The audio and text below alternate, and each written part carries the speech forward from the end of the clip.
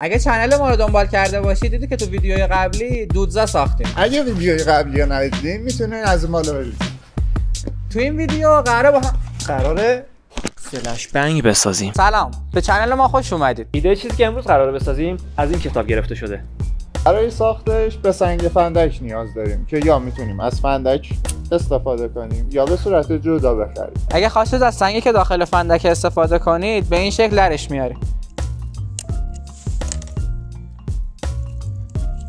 یه دونه پیچ اینجا هست که درش میاریم، یه دونه فنر داخلشه که بعداً به دردمون میخوره، یه دونه هم سنگ داخلشه که همون چیزی که میخوام. چیزی که تو کتاب نوشته اینه که فنر رو کش میاریم و سنگ فندک رو وصل میکنیم سرش. بعد از اینکه به فنر وصلش کردیم حرارتش میدیم تا سرخ بشه و میزنیمش زمین. قبل از تستش بهتره که صبر کنیم هوا تاریک بشه. وایسا بچه‌ها، بازم مثل همیشه لطفاً کارهایی که ما انجام میدیم رو تو خونه انجام ندید. خب شب شد، بریم تستش کنیم. سنگ فندک چه وصل کردیم به فنر رو باید حرارتش بدیم.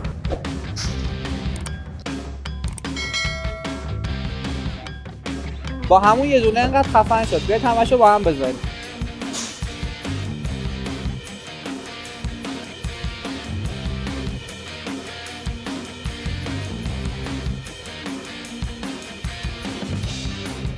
یه دونه هم رو زمین بذاریم و با آجر بزنیم روش ببینیم چه اتفاقی میفته.